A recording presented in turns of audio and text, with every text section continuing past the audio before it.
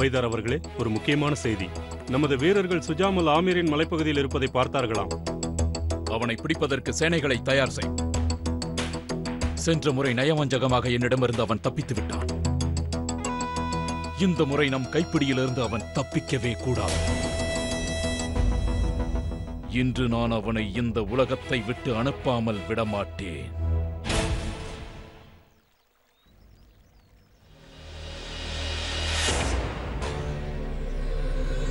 வா ஷெரீஃபுதீன். மிகவும் அற்புதம். பார்க்காமல் கண்டுபிடித்து விட்டாயே. முதுகில் குத்துபவன் ஒருவன் இருக்கிறான் என்றால் அவன் உன்னை தவிர வேறு யாராக இருக்க முடியும்?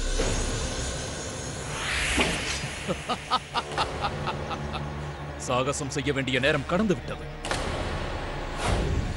இவனை பிடியுங்கள்.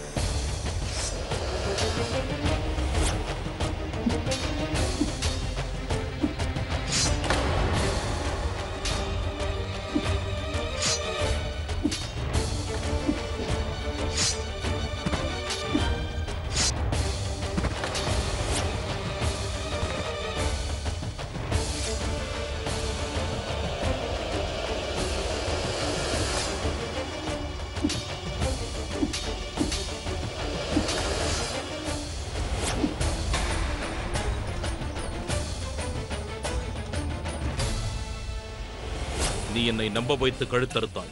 அதை கூட மன்னித்து விடுவேன். ஆனால் இளவரசர் சூரியபானுவின் மரணத்திற்காக நான் உன்னை மன்னிக்கவே மாட்டேன். உன்னால் தான் என்னுடைய சொந்த நாட்டிலேயே எனக்கு புரட்சியாளன் என்ற பெயர் வந்தது.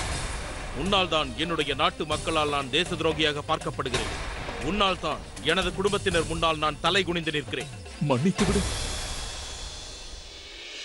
யாருடைய காலில் நானும் விழமாட்டேன். யாரும் என்னுடைய காலில் விழுவதை நான் விரும்பவும் மாட்டேன். இங்கேயே இப்பொழுதே உன்னுடைய தலையை கொய்து இளவரசர் சூரியபானுவின் மரணத்திற்கு பழி தீர்க்க நினைக்கிறேன். எவ்வாறு அவர் தலையை கொய்து ஆமீருக்கு அனுப்பினாயோ அவ்வாறே உன் தலையை கொய்து ஆக்ராவிற்கு அனுப்ப தோன்றுகிறது. ஆனால் நான் அப்படி செய்ய போவதில்லை. ஏனென்றால் நீ ஷெஹன்ஷா ஜலாலுதீனின் மைத்துனராவாய். இப்பொழுது என்னுடைய தங்கை அவருக்கு மனைவியாகி இருக்கிறாள். அதற்காக நீ மகிழ்ச்சி அடையாதே. நான் உனக்கு தண்டனை அளித்தே தீர்வேன்.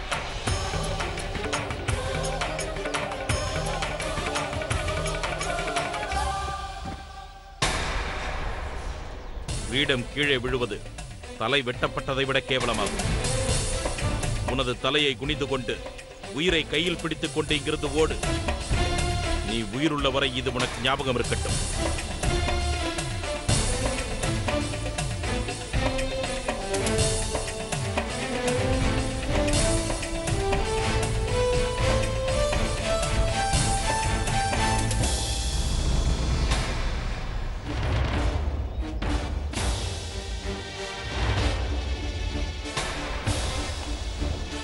சுஜாமல், நீ என்னிடமிருந்து தப்பிக்க முடியாது.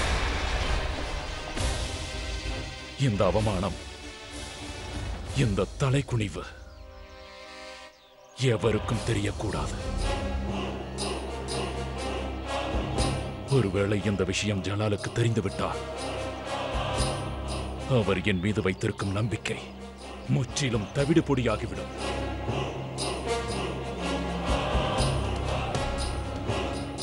சுஜாமல், திருமணத்திற்கு பிறகு இருக்கும் சடங்குகளை முன்னிட்டு ராஜா பார்மல் ஆக்ராவிற்கு புறப்பட்டார்.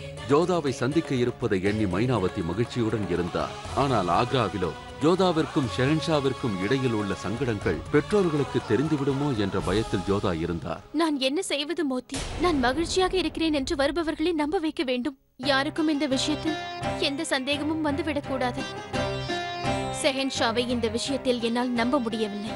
காலம் தாழ்த்தாதீர்கள். நான் கூறியது போல் செய்யுங்கள். ஜோதா, ஒரு முறை நீங்கள் அவரிடம் பேசி பாருங்கள். அவர் தங்களின் கணவர். தங்கள் பேச்சை அவர் ஒப்புக்கொள்வார், மீற மாட்டார். நிச்சயம் ஒப்புக்கொள்ள மாட்டார். நானும் என் குடும்பத்தினரும் படும் வேதனையை அவர் ரசித்துக் கொண்டிருப்பார். என்னுடைய தாயாரிடமிருந்து இதை எவ்வாறு மறைக்கப் போகின்றேனோ? திருமணத்திற்கு முன்பு உங்கள் நிபந்தனைகளை அவர் ஒப்புக்கொண்டார் அல்லவா? கவலைப்படாதீர்கள் ஜோதா. ஒரு முறை அவரிடம் சென்று பேசி பாருங்கள். சரி, என் பெற்றோரை சந்தோஷப்படுத்துவதற்காக நான் எதற்கும் தயாராக இருக்கிறேன்.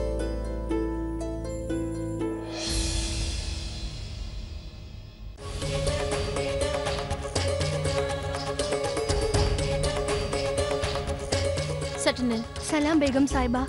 நான் ஷெஹன்ஷாவை சந்திக்க வேண்டும். அவர் எங்கிருக்கிறார்? அவர் அங்கிருக்கின்றார்.